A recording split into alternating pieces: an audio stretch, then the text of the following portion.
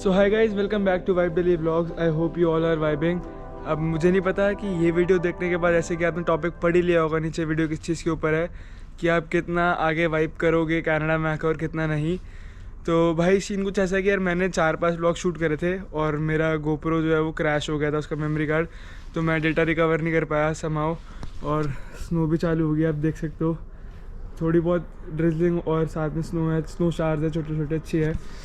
तो भाई ये ब्लॉग कुछ ऐसा है कि आपने नीचे पढ़ा ही होगा कि 4 reasons that you should come to Canada in 2023 और नॉट, है ना। तो भाई बहुत सारे स्टूडेंट्स, एक सेकंड पहले तो थोड़ा साइड हो जाते हैं जहाँ बर्फ़ ना है अपने ऊपर। हाँ, तो बहुत सारे रीजन्स हैं यार। आजकल बच्चे बहुत कंफ्यूज है, इमिग्रेंट्स जो आ रहे हैं बहुत कंफ्यूज है या कि कनाडा इस साल आना चाहिए नहीं आना चाहिए। अब जिन्होंने फ़ाइल डाल दी है जनवरी सितंबर, जो सितंबर इनटेक, जो जान में भी आए हैं जिन्होंने सितंबर इनटेक की फ़ाइल डाल रखी है, मेन इनटेक की, समाओ वो तो अब आएंगे ही आएंगे बिकॉज उनका वीज़ा भी लग गया होगा।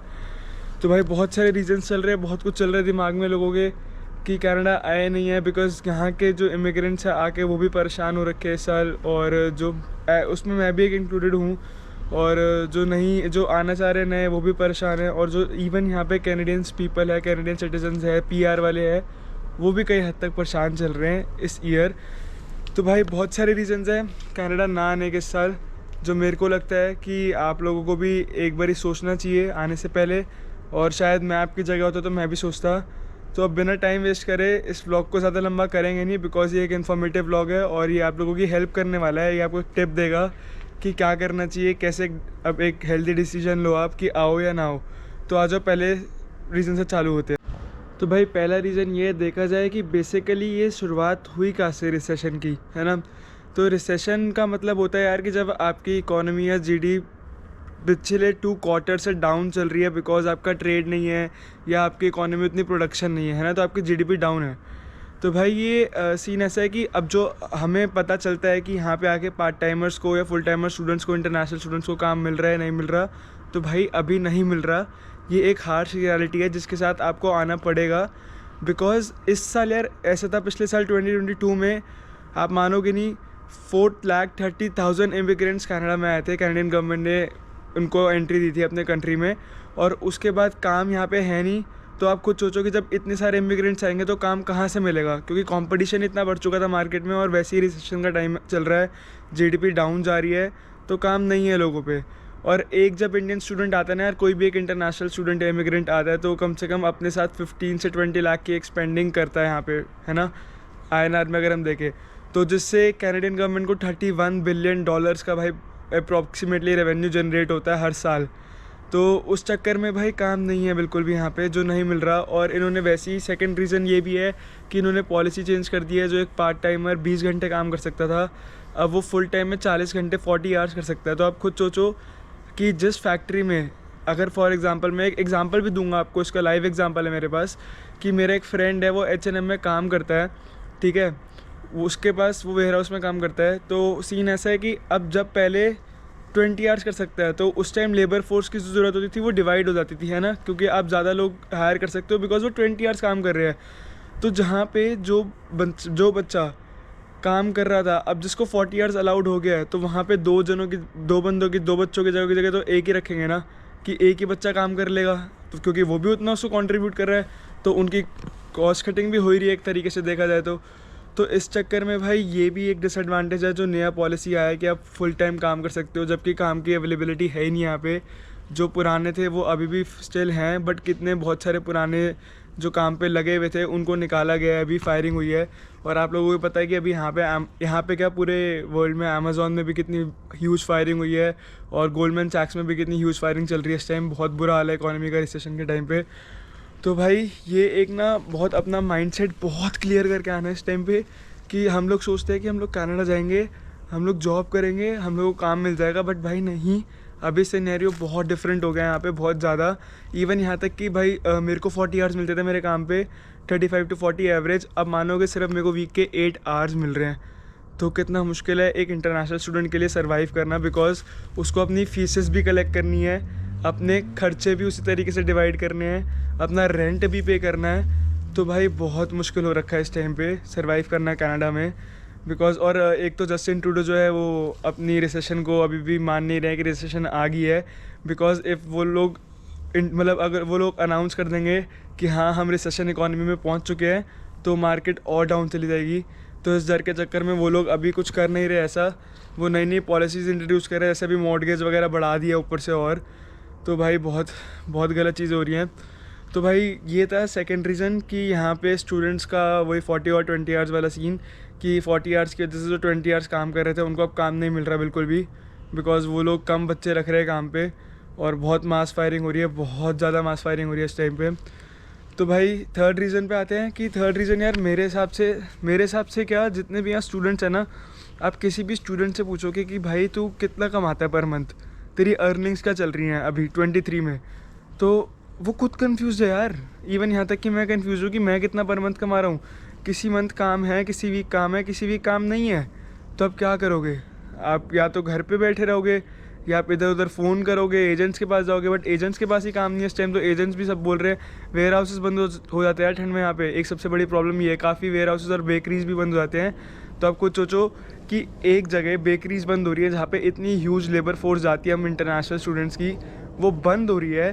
तो वो जो शिफ्ट आएगा, वो जो टेम्प्रेरी ले ऑफ हुआ स्टूडेंट्स का, वो कहाँ जाएंगे? कहीं पे भी नहीं जा पाएंगे ना। तो ऑब्वियसली इकॉनमी तो डाउन जाएगी जाएगी।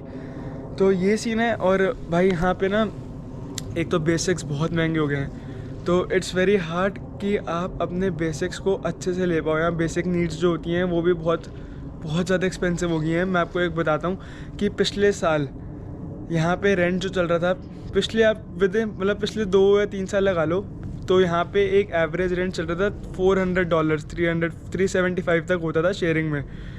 अभी इस टाइम यहाँ पे $500 एक एवरेज हो गया स्टार्टिंग रेंट जो आपको पे करना है अगर आप 2 बंदे शेयरिंग में रह रहे हो।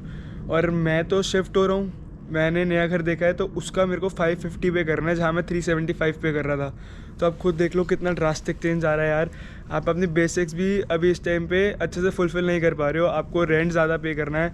अब खाने की बात करूँ भाई, फूड की, तो मैं जब नया था, अभी मेरे को 4-5 मंथ्स ही हुए ना कनाडा में, तो जब मैं आया था तब यहाँ पे जब मैं दूध लेता था तो वो था $6.29 समथिंग का, ठीक है, 3% वाला जो ग्रीन कलर का आता है, ब्लू कलर का सॉरी। तो भाई वो $1 वो महंगा हो गया, वो $7.29 का कुछ हो गया है। और अगर आप ब्रेड लेने जाओगे तो भाई ब्रेड भी मतलब 80 सेंट्स 90 सेंट्स, और कई ब्रेड्स। हाँ, तो हम कहाँ पे थे? हम बात कर रहे थे कि जब आप यहाँ पे फूड बेसिक्स की बात करें कि जो आप खाना लेते हो यार, मैं जब यहाँ पे 4 महीने पहले आया था, जो मैं ग्रोसरी करता था, तो आप मानोगे नहीं, मैं एक मिल्क का पैकेट लेता था and that cost me around $6.30 something, 6.30। But now वही सेम दूध का पैकेट भाई $7.30 का हो गया। Like it increases from 6.30 to 7.30, $1 का डिफरेंस आ गया पूरा। और मैं यहाँ पे ब्रेड लेता था तो वो मेरे को $2 की पड़ती थी कॉम्प्लीमेंट्स की, but now it is usually $3.30 कुछ की, जो $1-1.5 वो भी बढ़ चुकी है। तो मेरी ग्रोसरी आती थी, आप मानोगे $200 मंथली मेरा ग्रोसरी का एक्सपेंडिचर था, बट नाउ इट्स $250 to $275 तक वो इंक्रीज़ हो चुका है। तो $50-75 मेरे को वो भी पे करने हैं, और बर्फ़ भी तेज़ हो गई है। तो आप खुद देखो कि कितने ज़्यादा आपके एक्सपेंडिचर बढ़ते जाएंगे, एक्सपेंसेस बढ़ते जाएंगे, बिकॉज हर चीज़ का प्राइस बढ़ रहा है। इस टाइम इकॉनमी में रिसेशन है, कुछ किसी के पास है नहीं स्पेंडिंग के लिए अब, और आपको रेंट भी पे करना है, आपको फ़ोन बिल्स यहाँ पे $55 पर मंथ का फ़ोन बिल जाता है मेरा, जिसमें मेरे को 20 GB डेटा मिलता है और अनलिमिटेड इंटरनेशनल कॉलिंग और इंडियन कॉलिंग है मेरी। तो खुद देखो आप कि कितना ज़्यादा एक्सपेंडिचर है। आपके पास काम नहीं है, आपके पास कुछ नहीं है, आपको अपनी बेसिक नीड्स पूरी करनी है, और आप एक माइंड सेट के साथ आते हो कि यार हम लोग कनाडा जा रहे हैं तो अब वी कैन अर्न गुड, हम बहुत कमाएंगे। नहीं, ये हार्श रियलिटी है 22 साल की। ये माइंडसेट बना के आओ, ये सच्ची में आपको बहुत बहुत ज़्यादा दिक्कत हो जाएगी अगर आप ये सोच के आओगे कि यार जाएंगे काम करेंगे और हो जाएगा। अगर आप आ रहे हो ना, तो इफ़ आपका फैमिली बैकग्राउंड बहुत स्ट्रॉन्ग है इस टाइम पे, तभी आने का एक डिसीजन लेना, बिकॉज़ अभी तो मेरे हिसाब से बहुत डाउन चल रही है इकॉनमी। और एक और चीज़ बताता हूँ मैं आपको कि जैसे मैंने आपको बताया कि अमेज़ॉन और गोल्डमैन सैक्स वगैरह ने बहुत ज़्यादा मास फायरिंग करी है, तो रीज़न ये था कि मैंने आपको बताया फूड बेसिक्स के और रेंट वगैरह के, आपकी बेसिक नीड्स के बहुत ज़्यादा प्राइसेस बढ़ चुके हैं यहाँ पे, आसमान छूने को हो रहे हैं इस टाइम पे। भाई फोर्थ रीज़न सबसे मतलब ये लगा के चलो कि जो फोर्थ रीज़न है ना वो थोड़ा डिप्रेसिंग रीज़न भी आप मान सकते हो उसको कि है, ठीक है। तो फोर्थ रीज़न ये है कि आपको आपको 2-3 महीने काम नहीं मिलने वाला, टू बी वेरी ऑनेस्ट। 2-3 महीने लगा के चलो, जो आपको कोई कहे ना वहाँ से कि काम मिल जाएगा, नहीं मिलेगा। भाई सीन ऐसा है कि इस टाइम ना GDP जो है ना हमारी यहाँ कनाडा की, रियल एस्टेट उसमें 13.5% कॉन्ट्रीब्यूशन करता है, जो एक बहुत बड़ा कॉन्ट्रीब्यूशन है रियल एस्टेट का कनाडा की GDP में। और वही इस टाइम इतनी डाउन चल रही है, 20% डाउन डिप आ चुका है रियल एस्टेट में भी। तो आप खुद सोचो कि कहीं पे भी किसी के पास भी कुछ नहीं है, कोई अर्न ही नहीं कर रहा, पैसे नहीं है करने को, और प्राइजेस इनिशियली बढ़ रहे हैं।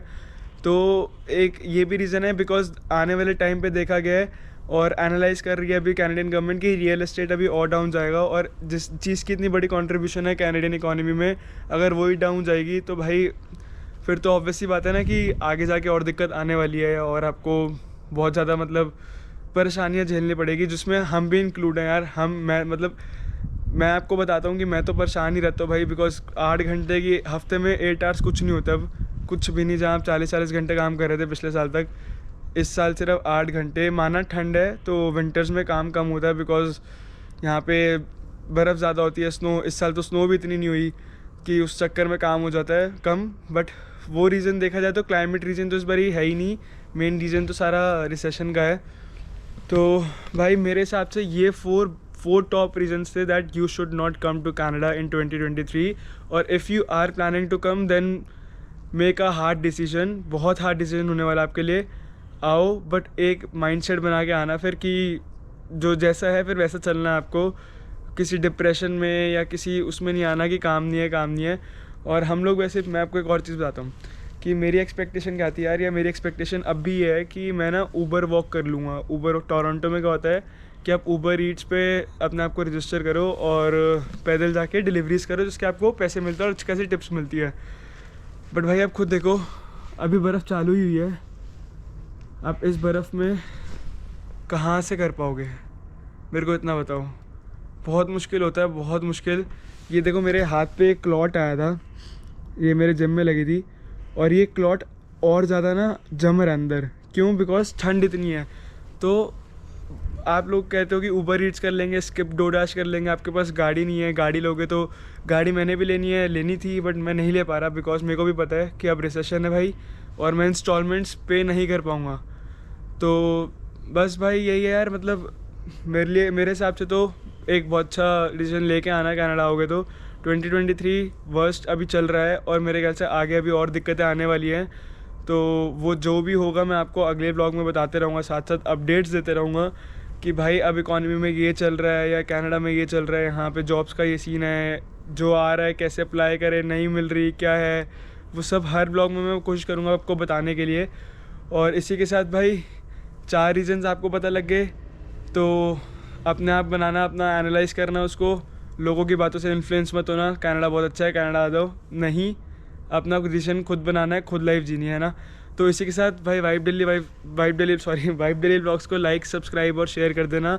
और नीचे इंस्टा की आईडी आ रखी होगी, उसको भी फॉलो कर देना, वहाँ मैं नई रील्स पोस्ट करते रहता हूँ। और मैंने आजकल यूट्यूब पे शॉर्ट्स डालने भी चालू करे हैं थोड़े बहुत, तो उन्हें भी लाइक कमेंट कर देना भाई। मिलते हैं जल्द नेक्स्ट ब्लॉग में, I hope so. Next blog बहुत जल्द, कल ही आ जाएगा शायद, क्योंकि मैं एक और ब्लॉग शूट कर रहा हूँ उसके साथ साथ। तो तब तक के लिए bye, take care guys, keep vibing. मिलते हैं कनाडा में जल्द।